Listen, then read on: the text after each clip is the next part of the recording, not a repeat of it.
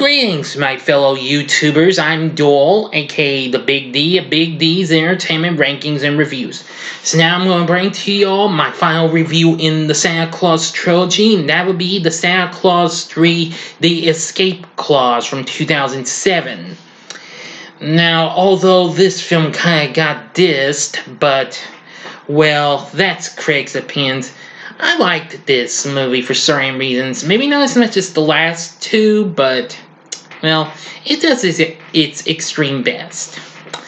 Now, of course, we have Tim Allen back as Scott Calvin, alias Santa Claus, of course. Couldn't have this movie without him. We also have Elizabeth Mitchell back as his new wife, Carol, and is now a teacher at the North Pole. Also back for this, we have a lot of the other actors: Judge Reinhold, Wendy Crewson, Eric Lloyd, Liliana Mooney, and Spencer Breslin, who once again plays Curtis, who is now been promoted to, well, the main elf's job, since David Krumholtz was not available to return as Bernard. Because, now, here's the reason. Krumholtz was currently doing the CBS crime drama Numbers at the time, so henceforth he was unavailable, so they made a slight change and made Curtis the big guy of an elf and owl. Anyway,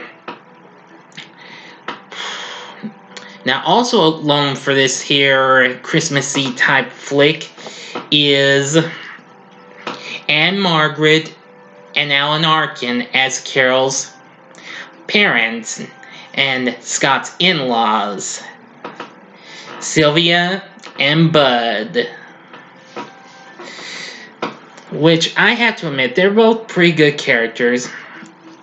Anyway, and of course, there's our main antagonist, which I'll mention in just a moment. Well, Santa is now really happy with his job and what have you, and now being married to Carol, but who is now expecting a baby now. Yeah, she's pregnant. And so, just for fun, he decides to bring, well, her folks, and along with Scott's ex-wife Laura and husband Neil, plus Charlie and Lucy, to the North Pole. But they only know that where they're going, but Sylvia and Bud, Carol's parents, do not know that Scott's really Santa Claus and that they're at the North Pole. They pretend that it's Canada. But however, things take a turn for the worse when Scott has another visit with the legendary figures, which consists of Mother Nature, Father Time, who is once again played by Peter Boyle, which would be his last role before he passed away a month later. He did finish another film which came out the following year, but I forgot what it was called. Let's see, The Easter Bunny, The Sandman, The Cupid, and Tooth Fairy are major when they've got a big problem on their hands. Jack Frost, played by Martin Short. Now, of course, this would be Short and Allen's second film together, because, of course, a decade ago before this, they starred in the underrated Disney flick Jungle to Jungle, which I've not seen in a long time, so I'm not really sure if I'm going to review that yet. You never can tell. But back to Santa Claus 3. Now, I absolutely think the story's not too bad. I mean, now I do like the characters in the movie, but I will say they brought Frost to the meeting because he's jealous because he doesn't have his own holiday. And, well, Santa's giving him a chance to redeem himself, but unfortunately, he really causes some serious mischief with his icy powers.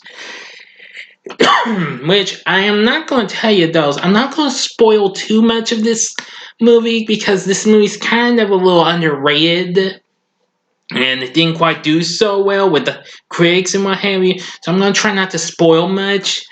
But anyway, well, later on, Santa takes Lucy to a secret room where he keeps all sorts of snow globes. And apparently he gives Lucy one and reveals that her hugs are very magical, which that's really adorable. I gotta say, Liliana Mummy once again is absolutely adorable as Lucy in this, just like in the last movie. Unfortunately, after they leave, unknown to them, Jack Frost finds the place and steals a special snow globe where Curtis advises him about the escape clause.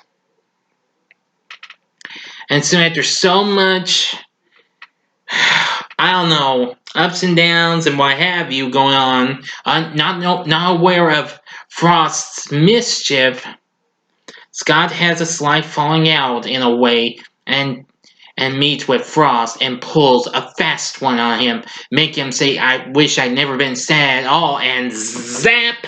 The escape clause happens. We get sent right back to day one, the first film in 1994. And Frost manages to knock out, well, Scott and gets the Santa suit and becoming a new, improved Santa Claus and now takes over and now soon back to being ordinary Scott Calvin. He is now in the present day as he's now the CEO of the toy company he worked at in the first movie.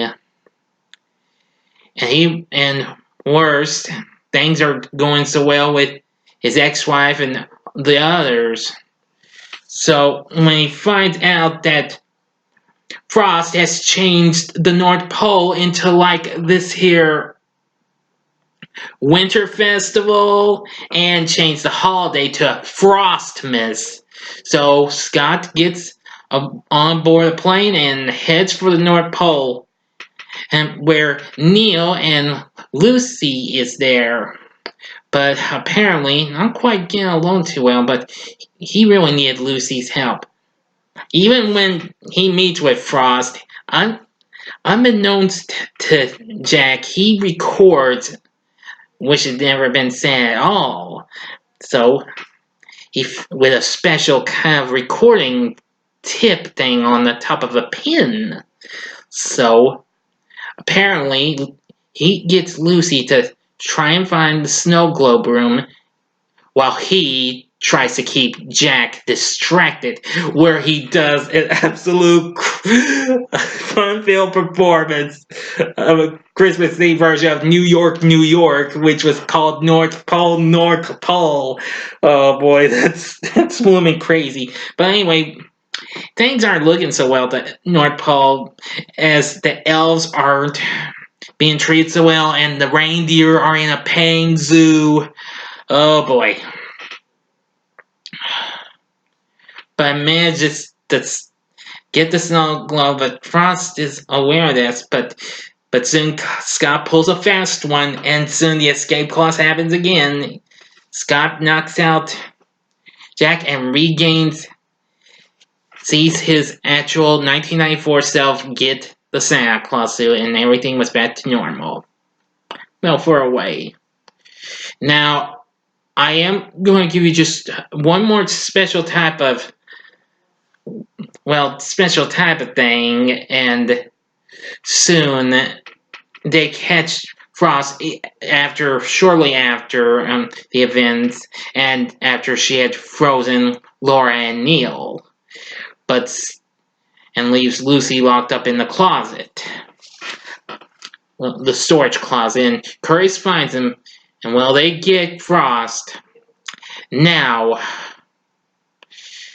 I'm going to give you the word on the ending, so I'm going to give you exactly 5 seconds to stop the video.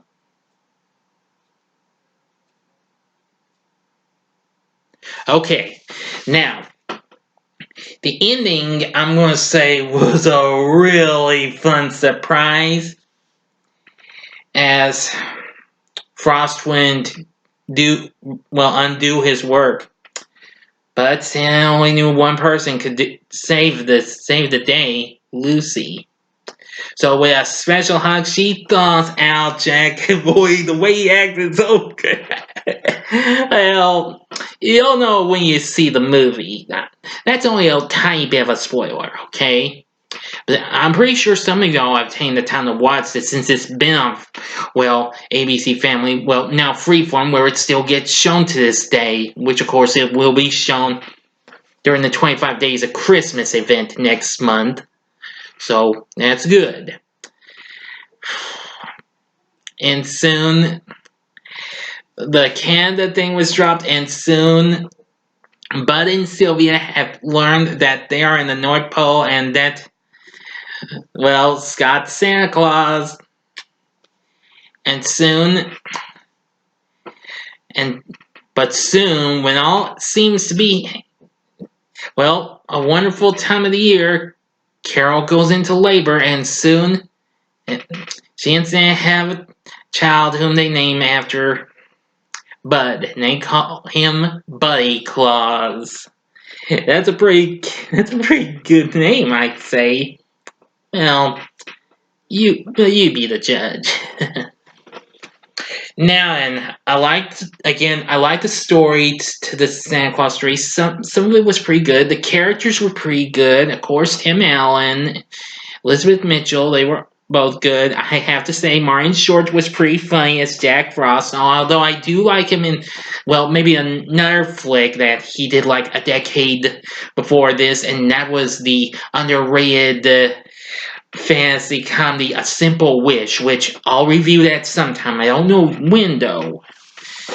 But anyway, Alan Arkin was absolutely great. I loved Anne Margaret's performance. Enough said. Everybody was real good in this. Would I recommend the Santa Claus 3: The Escape Pods? Well, sure. If you're a completionist on the trilogy, go for it. And if not, then don't bother.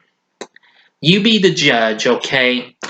So let me know what you thought about the Santa Claus 3: The Escape Clause in the comments section. Like and subscribe to my channel for more fun vids. And I'll be doing some more holiday flicks